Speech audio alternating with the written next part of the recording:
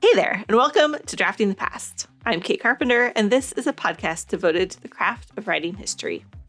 For this episode, I spoke with Dr. Andrew Wehrman, an associate professor of history at Central Michigan University.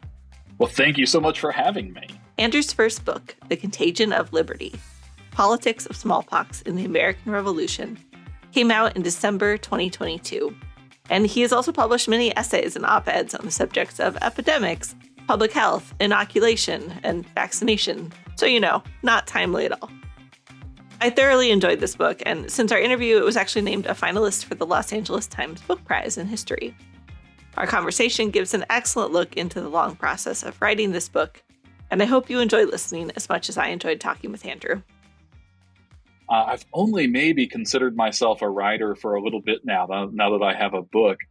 I got into history to be a teacher and to learn a lot about history. Writing, I knew, was part of it. I would have to write as part of this career, and I liked writing. I was okay at it, but I went to undergrad first. I first wanted to be a doctor, but organic chemistry was too hard, and thought history was good. I liked history a lot, and then I was on the path to becoming a high school teacher.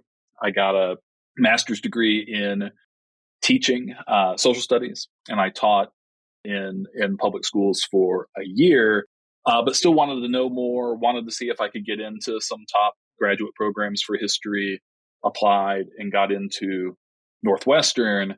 And, the first couple of years are taking classes, and you start thinking about needing to write a dissertation and doing more writing.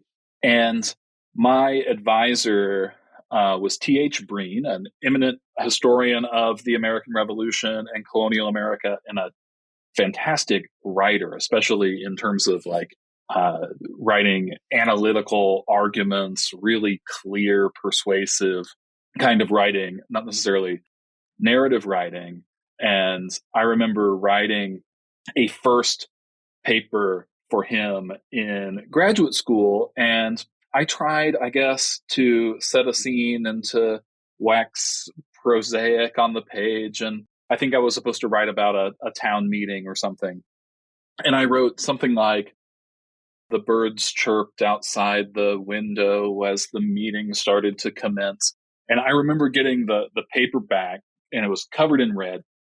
And he said, "Do you have a source for this? Do you know that the birds were chirping outside the window?" And I was like, "No, I just figured it's a spring day. There probably were." And he says, "If you don't know, if it's not in your evidence, if there aren't people commenting on it, you can't write about it." And so I don't know if it was that paper, but the first feedback on my writing I got from Breen, who was a real tough love, a kind of old school professor, had the comment written on it, "Not completely disgusting," which was a joke, and it was funny, and he meant it because he kind of knew me, but it was also do better than this. It had some good parts, but I needed to, in general, his advice was always to have more argument. I like to do a lot of storytelling in writing, and to make sure that the significance and the so what questions were answered.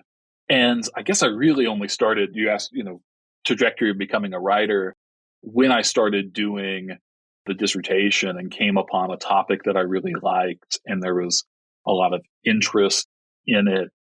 And that's when I didn't have those parameters of writing essays for courses or doing it in a certain way for a professor, when I could kind of find my own way, that I think I started seeing myself as a writer. I want to ask a little bit about sort of the practical elements of your writing. So just to start, when and where do you like to write? I like to write when I have big chunks of time in which to do it. I'm not a writer who says I have to write every day for a half an hour, or I have to write 500 words a day. I really don't accomplish much if I'm just giving myself half an hour. I blow through that and don't end up with much. I need hours at a time to really focus on it. Where I like to write in the office, not at home. On my campus office, when I was writing my dissertation, I would write in a carrel in the library. Home has too many distractions. That's where the TV lives, and there's always something to do around the house. Now that I have kids, it's too easy and too distracting to keep up with the kids, to see what they're doing, to do family stuff. I need to be away from it to get lots of writing done. And in my job, it's hard to find those chunks of time sometimes. Coming out of grad school, I taught at a small liberal arts college first with a high teaching load. My son was born within 2 weeks of starting that tenure track job. So lots of time devoted to family. My son, Charles, at 9 months, was diagnosed with special needs. He had infantile spasms, a terrible form of epilepsy. So all writing kind of dropped in those times as we were dealing with those sorts of real life kinds of issues.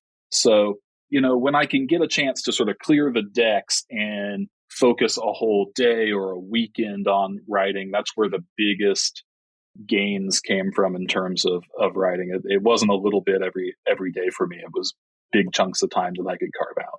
How about tools? Do you write on a computer, in a notebook? I write in a all over the place way. So the book itself that came out this past December 2022 started as a dissertation, and I graduated from Northwestern in 2011. So it's been a 10-year process to the book, and then several years of dissertation writing before that. And so technology changed a lot across that time. So I have different kinds of tools. I never, I didn't use Zotero starting out, so I write my own footnotes most of the time. I'd like to change going on to the next project, but yeah, computer.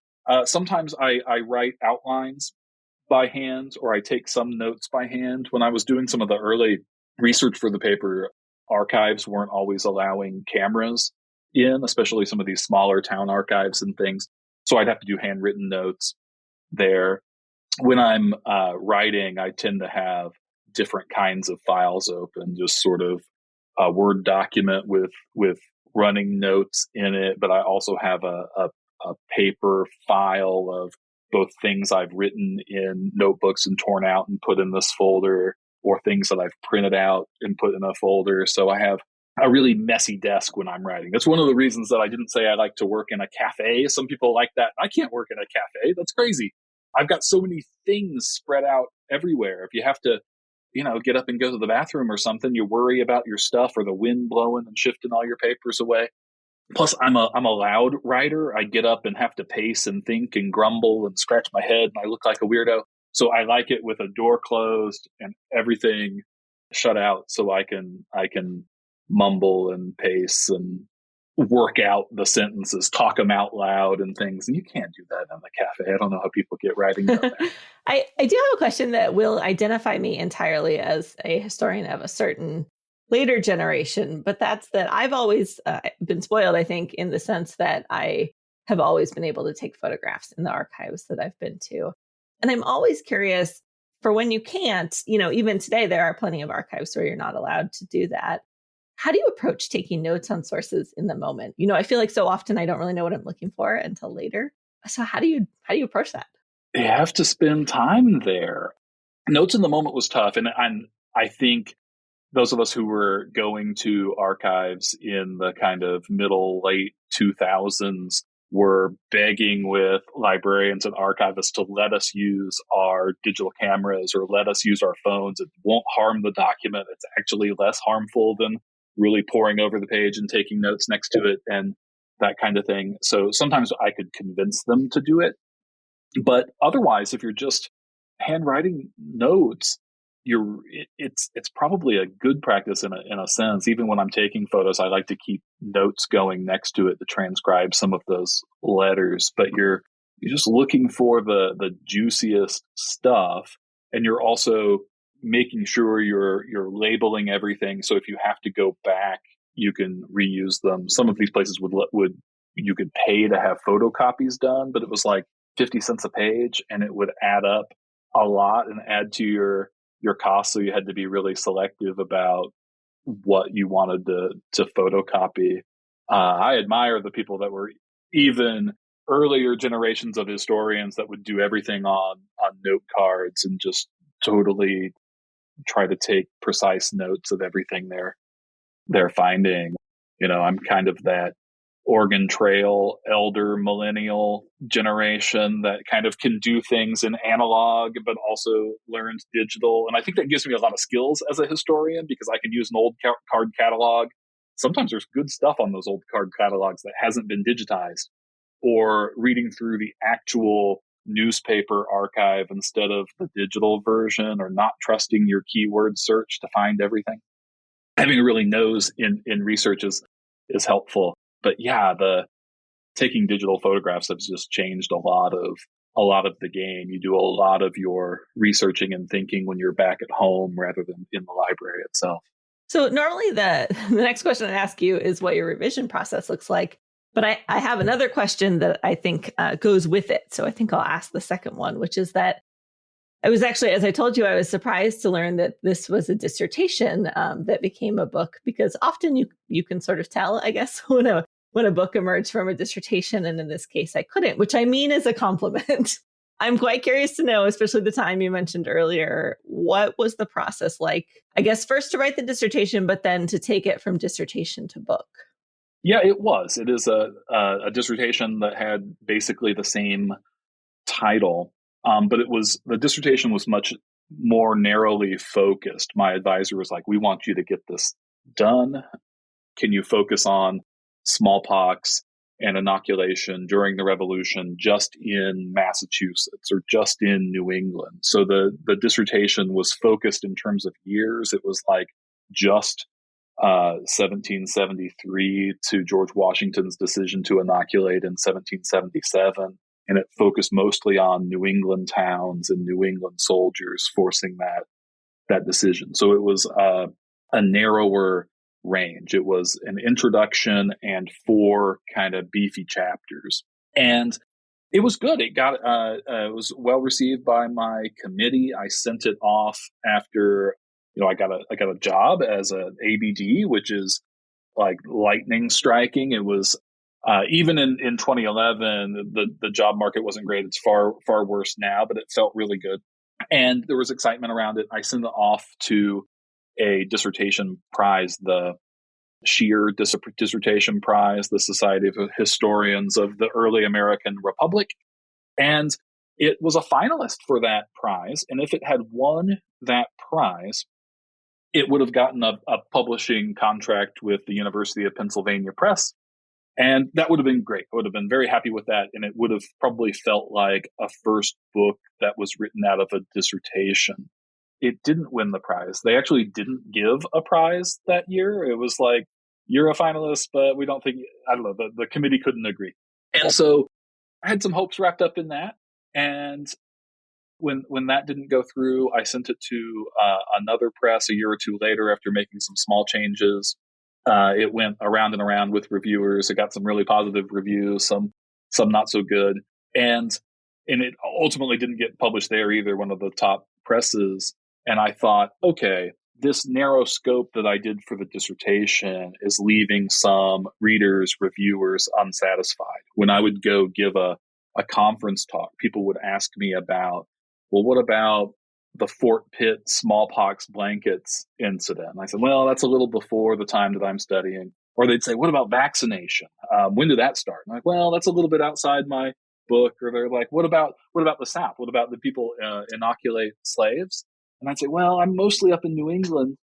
And I realized that to make it the book that readers wanted and that more people were interested in, it needed to expand. So in moving it to a new book, so after leaving Marietta College, I got a new job at CMU. Lightning struck twice, and I was able to get a new tenure track job up here in Michigan. And the tenure clock started over again. There was no advantage to going up for tenure early, not even really an ability to do it. So I had 6 more years. And I could have published the dissertation kind of version of the book, but I thought, okay, here's my chance to really make it something bigger. So it's a little bit like, I've thought of it like the like Star Wars. And so there's the original Star Wars series. That's sort of the core of the book. Those chapters from the dissertation have been revised, but that's largely the center chapters of the book. And I added 3 or 4 chapters at the beginning, and I added 3 or 4 chapters after the end. They kind of smoothed it all over and made it a bigger thing, and it makes the argument work better. It answers the questions that readers have. It runs a longer chronology. It covers more places. And it took a long time to do that, to go back and do research again. But I kind of consider it my first and second books because of that.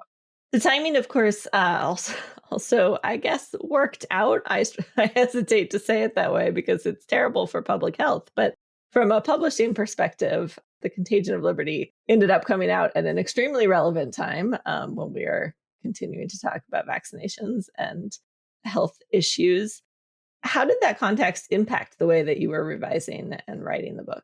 Yeah, so obviously I had written it and was working on it for like a decade before COVID-19 strikes. And there was already some interest in it early on.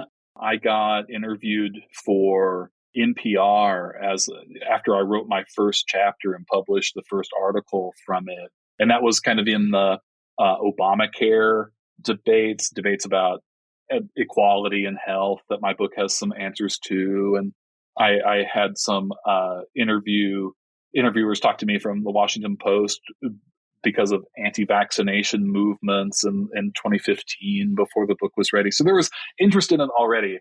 But yeah, COVID coming, people ask me and they almost expect me to be excited about COVID because it made my book so relevant. And excitement is not the thing. It did make me depressed sometimes, and it made me more angry. I knew that my book would become really relevant, and then it carried some answers for some of the debates that were happening.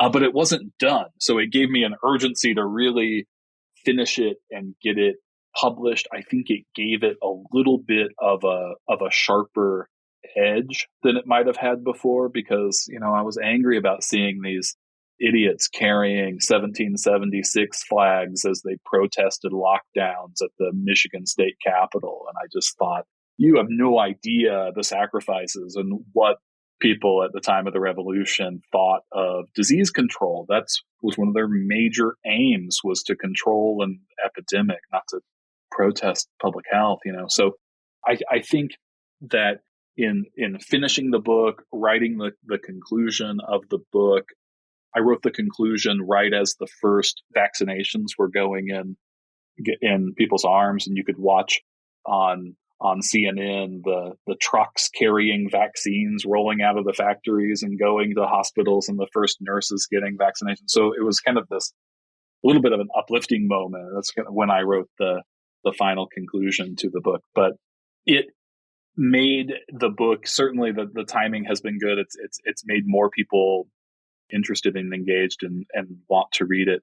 But it's very much a book that's rooted in the past.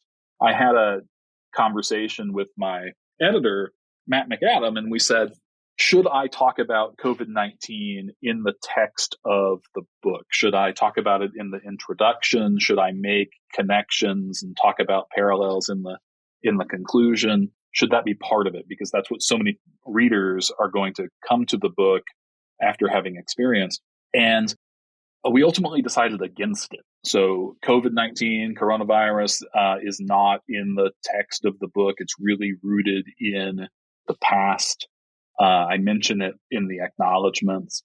And then with the editor, we just said, well, when I give public talks, when I do podcasts and things, I can talk about those connections. I can write op-eds making those connections, but that the book itself is a work of history and kind of stands on its own. The readers can draw conclusions themselves. It's so interesting to hear that was a conversation, because it's something I thought about a lot as I was reading the book, that I like that it didn't become sort of a polemic, though it very easily could have been, that instead COVID and other public health questions sort of hover over the entire text. You can't avoid them as you're reading it. And yet you really are just focused on how things were playing out historically and letting the reader sort of come to their own conclusions about the connections to the present. It makes it almost a more powerful book, I think, in that way. Yeah, I really wanted to highlight regular people's voices as much as possible, their words, their debates, and make it really clear, as I tell my students, these aren't Dr. Wehrman's words. These are words that were being said in the past. These are their questions. They don't always resonate with what we're going through, but you can really get the sense from it that people in the past, ordinary Americans, colonial Americans, were deeply concerned with public health, and they expected their government to do something, that all people had a duty to respond to public health crises in a way that we seem so fractured on that question today. I know that COVID also impacted sort of just the practical aspect of revising and finishing this book. What was it like to switch to a entirely virtual Zoom-based process in the midst of finishing up? Yeah, well, I said that I like to be at my office at work to do my writing, and all of a sudden I'm at home. I don't even really have a home office, so I had to carve off a space in my basement, bare concrete walls and fluorescent lights with the furnace overhead. Yeah, my wife worked from home too. She got the better office upstairs. My kids were doing virtual school, so we made sure they had good spots, and I was happy taking the cold, dark basement. But I don't know, it made me angrier. It made me write with a fury down there. That was really just in the revising part that I was in the basement doing that stuff. But yeah, everything was on Zoom. I've never met my editor in person. We had discussions over Zoom. The press was having to figure out how they were going to conduct business because they were, becoming home based as I was leaving CMU, and we were at home kind of figuring it out. It made things go a little bit slower than they ordinarily would. Editors and we're talking about it being difficult to find reviewers for books. Everybody was busy and frantic and lots of things happening at once. I'm very thankful to my reviewers who got back to me and were giving me good feedback on a book that isn't escapist. It wasn't a book that you read because you want to get your head out of COVID-19. So I'm thankful to that. But yeah, it was done virtually. I don't know any other way. To take a closer look at the results of that long journey that Andrew took in writing this book, I asked him to read an excerpt and talk me through how it came together. Here's Dr. Andrew Wehrman reading from The Contagion of Liberty. On the night of January 26, 1774, a group of 20 men from Marblehead, Massachusetts, armed with tubs of tar, rowed out to the newly built inoculation hospital on Cat Island, set fire to the despised institution, and burned it to the ground. The episode was as rough, angry, and destructive as any other in the decade preceding the American Revolution, and perhaps more so. Its radically egalitarian justice, fueled by the notion that all people should have equitable access to immunity from disease, stunned political leaders. Although the siege of Castle Pox drew some of its inspiration from the Boston Tea Party, which had occurred the month before, it sported none of that incident's playfulness or gentility.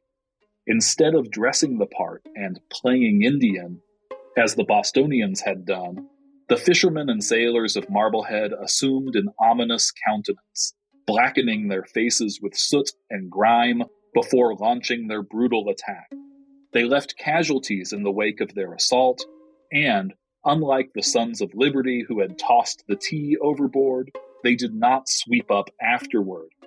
Indeed, the event was especially shocking because it had been prosecuted not with the guidance of Marblehead's patriot elite, but against them.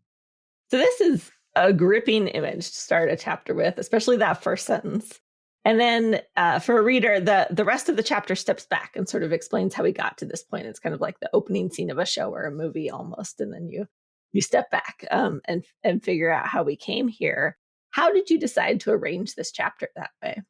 I thought it was great that you picked this paragraph. I was excited because I know the show, and I was like, what paragraph is she going to pick? I like lots of them. I have lots of favorites, but this one was good. This was probably one of the very first things that I wrote for my dissertation. I tried to go back through my notes and kind of discover when I wrote this, but I think this was part of an abstract that I wrote for a Newberry Library seminar where folks were going to come in and read a chapter from my dissertation, the only chapter I had written at that point and drafted. I wanted to make it sound interesting for the poster, for the email that was going to get sent out about the event. So I started with the craziest thing, the burning of a hospital. Who could do such a thing? And I started with that because I wanted that image just to keep people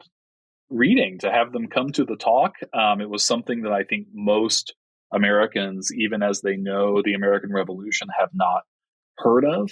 And so I thought it was a great place. The actual burning of the hospital comes, I don't know, in the middle of the chapter. There's other crazy stuff that happens in the wake of that or before that. There's tarring and feathering, and there's the destruction of a jail and the breaking out of prisoners.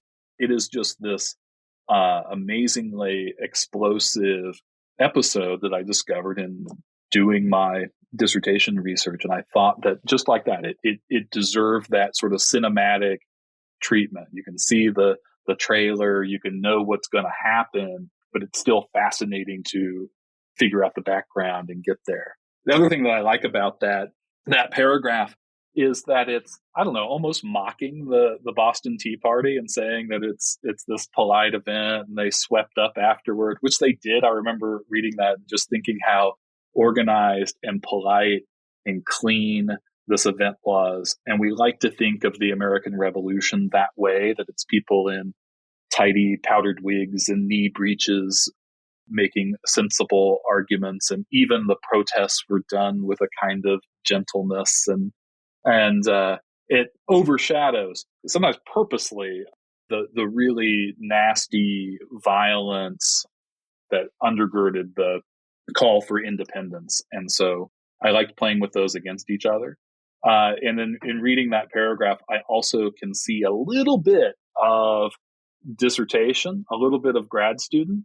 There's that reference to playing Indian, which is a reference to Philip Deloria's book of the same name. And I like the way he writes about why Americans at different points throughout history have decided to play Indian and what that means culturally. So that was a little reference, I think, maybe to my dissertation committee, that I've read other books, I know things, but I think it works really well in the paragraph too. So it didn't get taken out in revision as some other historiographic things did.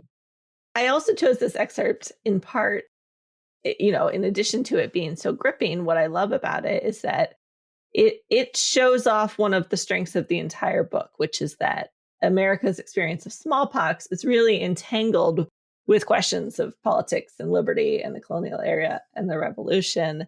And that you show that off here, but it would be super easy for the drama of the revolution itself to have overpowered the story of smallpox.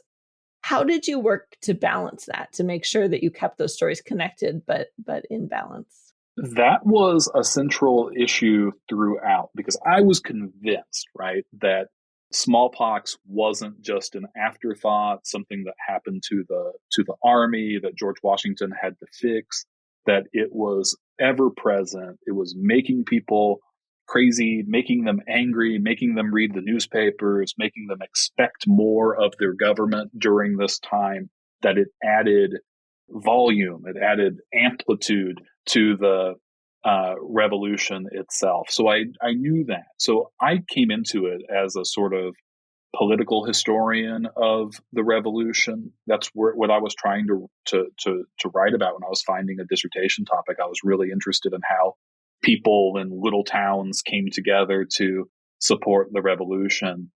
Smallpox came later. I found that. I didn't consider myself to be a medical historian, but I kind of had to become that. So in writing the story, it was always necessary to tell it the right way, to weave these things together, to make sure that the reader remembers what is happening chronologically with the revolution at the same time that I'm telling them something new, the arc of this actually multiple smallpox epidemics happening across. So it's the way it kind of needed to be. But also, I'm lucky as a writer that my audience who's reading this will mostly know the American Revolution story, or at least and know some of the characters that I talk about. So when I talk about Thomas Jefferson, I've got their attention. They can kind of picture who that is.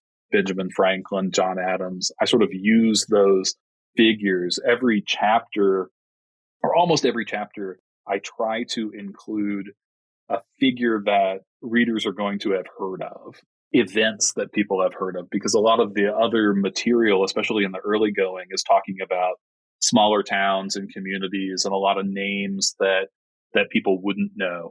But I want to make sure, even though I consider it kind of a bottom up history, that I still have those founding fathers top down names that it was affecting them as well.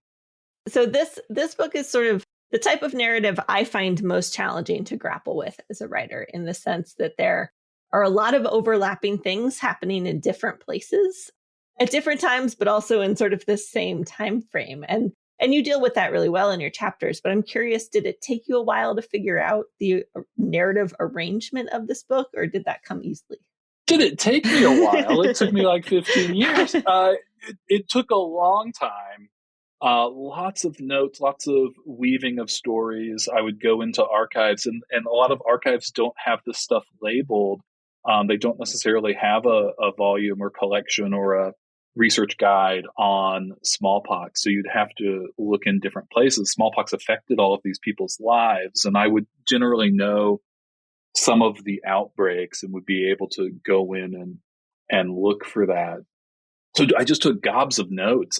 I kept a Google map of places where inoculations occurred, because my book is less about deaths and destruction from smallpox than it is about attempts to stop it. So everywhere I could find a reference to a smallpox hospital or an inoculation event, I would plot it on a Google map and then write in all my notes about it. A lot of this came from, I would find it from searching contemporary newspapers, but also a lot of it came from like antiquarian histories, like little town histories written in the 1870s about places in Massachusetts or New Hampshire. And a lot of times there'd be a section in there on hospitals or local doctors, and they would mention it. So anytime I got a little scrap of something, I would pin it on a Google map. There's a map in the book that shows all these little dots of where smallpox was and where there are hospitals. Each of those I could have written stuff about in the book, but I had to then narrow to make it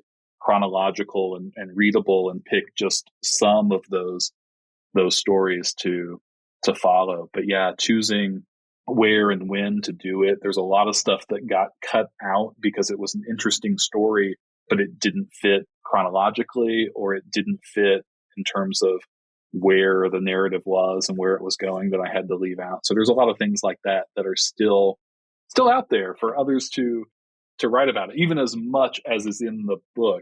I didn't mention this. So one of the things, turning it from a dissertation into a book and adding all those chapters, meant that this got really long.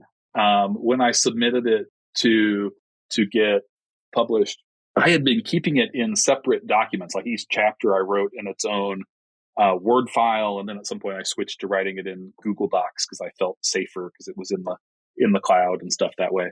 But I didn't put it in one big document, and I wasn't paying that close of attention to word counts. I didn't realize how much editors cared about that. In my mind, I was thinking about pages. I wasn't counting the footnotes and how those were adding up. So when I got to where I was finished and consolidated it all into one document to send it off, it was 196,000 words. Usual book, a 300-page book is 80 to 100,000 words. Johns Hopkins knew it would be a big book, and so they said I could submit up to 140,000. So here I was, way over that, and so the revision process meant I had to cut a lot of those other stories and other things back out of the book.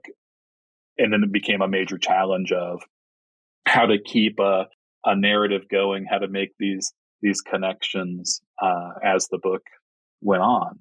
I hope if grad students ever read it, I haven't heard anybody that's noticed this, but there's a little bit of a pattern. The first few chapters really focus on one place. There are a whole chapter on Marblehead, Massachusetts. There's a chapter on Boston. There's a chapter that focuses largely on Charleston, and they're mostly in these places. When we get past Lexington and Concord, 1775, the chapters start talking about the colonies as a whole or the country as a whole. So they ping pong across space much more than those earlier chapters do, where the smallpox epidemics were really contained as local events. After 1775, the epidemic becomes more of a national event. And so the chapters then include that text from other places, or I try to keep the reader up with what's happening in different places at once. It is a challenge. Yeah, I imagine. I'm struck that, you mentioned that you hadn't really necessarily always thought of yourself as a writer, but it didn't surprise me to hear that you had wanted to be a teacher, that was important to you, because I often find that great storytellers and great teachers have a lot in common, and you seem to have a real instinct for hooking the reader, keeping the reader engaged. How do you think about the connection between your writing and your work as a teacher? Well, for one, I don't want to write anything that I think would go over the heads of smart college students, because then who am I writing for? My audience gets really small. And if my own students can't read it or find something interesting or getting engaged, then, what good is the work in terms of getting it out there? So I think teaching really helps.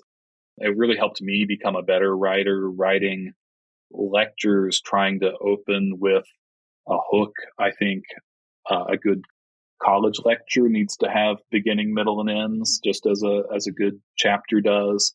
And so I do think that that teaching and sort of understanding what gets students confused, what gets them bored, what excites them, helped me in terms of writing. Now, I'm sure I'm going to bore some students with some of this, but the majority of it, I want to write things that interest me and I think will interest others. And so that teaching aspect is part of the writing. It's part of what makes me interested, because I am trying to teach people things that I know and that I get out of the material. We talked a little bit earlier about how one of the ways that you have been able to connect this book and sort of contemporary news stories is to write op-eds, to write for sort of more public-facing outlets.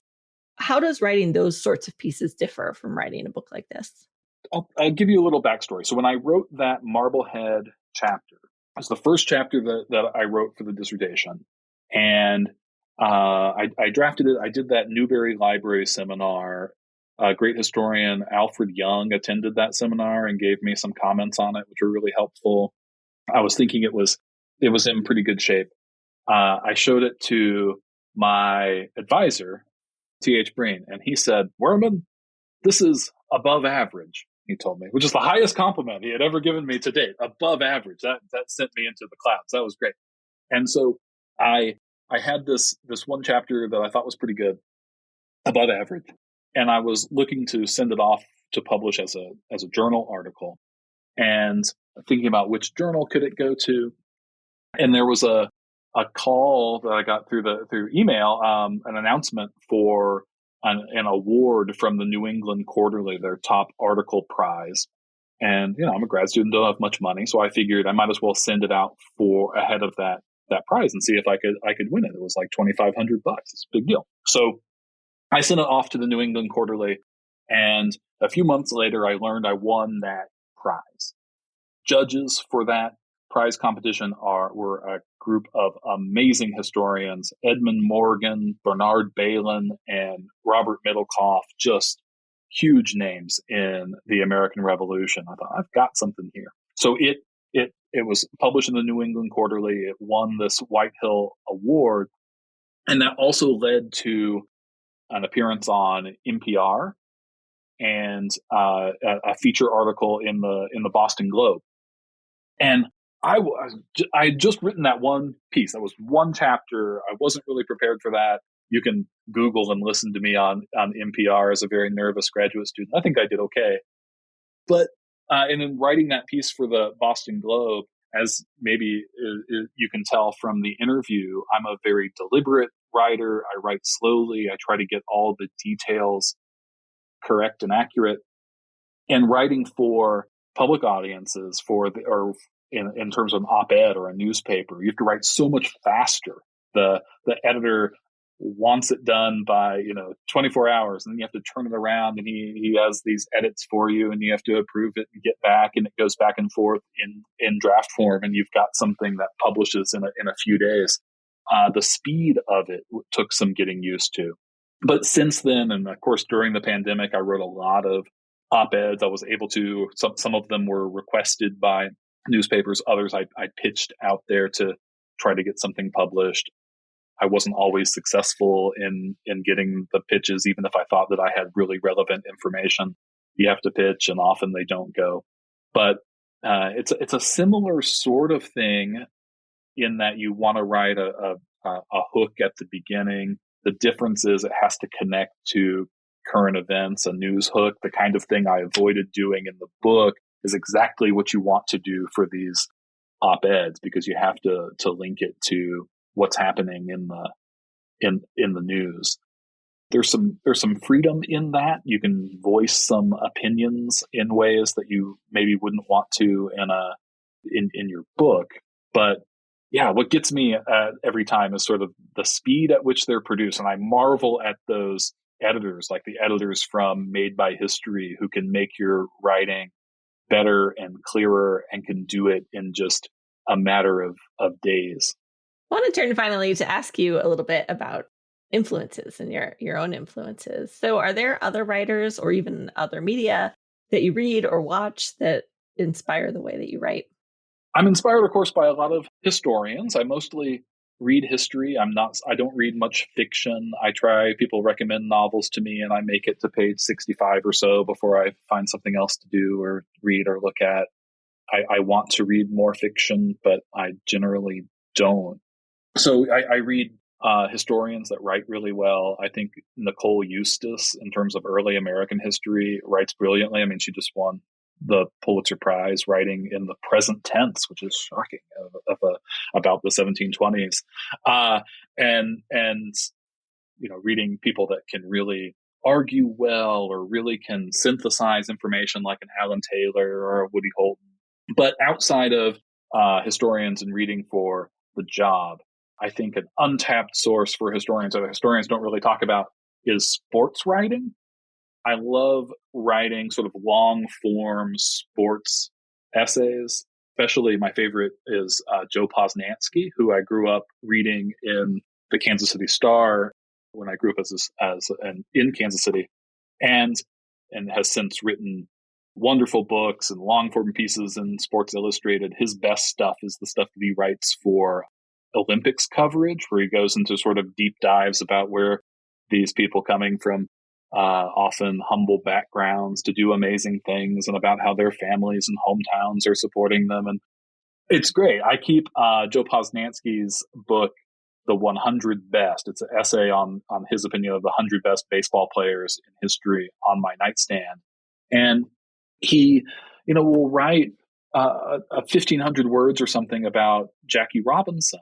And as a historian, you think, okay, I need to write something about George Washington. Well, where do I start? How do I write something new that somebody else does? How do I not just fawn in praise or go to criticism or whatever? Where do you enter that conversation? And so I just love the way he does that, talking about sports and baseball. It's all historical writing in a sense, but it's so lively and quick and funny.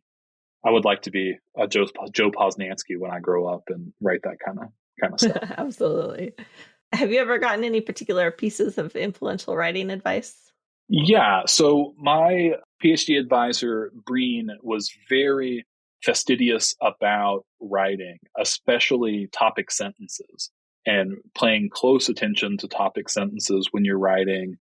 But the topic sentence needs to carry the reader from the previous paragraph into your next material. I spend a lot of time on those so that the topic sentence is a little argument in and of itself that a reader can sort of topic sentence surf and read the first bits of each paragraph, and they could really follow the story that way, to pay attention to those.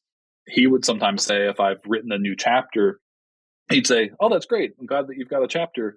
Show me the first paragraph," right? And he'd want to see how you set it up. And so, and I emphasize this to students, right? Introductions, first sentences, you've got to get the reader moving, giving enough information, calling back to what they've got. And so crafting topic sentences is the way to go. And about writing, I like to, when I finish, when I'm in a good movement writing, I'm getting words on the page and things are flowing, to write my next topic sentence and before I stop. And then so when I come back to it, I can fill it in based on what I was thinking before, and fill in those details and keep writing that way. And I've heard other authors say that you want to, park on a downhill slope when you're writing and give yourself something else to work on for the next time. And I totally agree with that. I write little notes to myself on the page and in the document, do this next, here are the next steps. But it's especially good when I can write out my next topic sentence, and then that's where I end for the day or end for the session. It makes it so much easier to jump back in if you've done that for yourself. Well, before I let you go, I'm curious to know if you can talk at all about what you're working on next. I can. It'll probably be a slow process, hopefully a faster process this time. I want to write a shorter book and a more focused one where I can do a little bit more scene setting in one place. So I've got a research fellowship to go to New York and to start studying. I've got a sabbatical in the fall. It's my first ever sabbatical. I haven't had one of those before. So maybe it'll happen a little faster this time.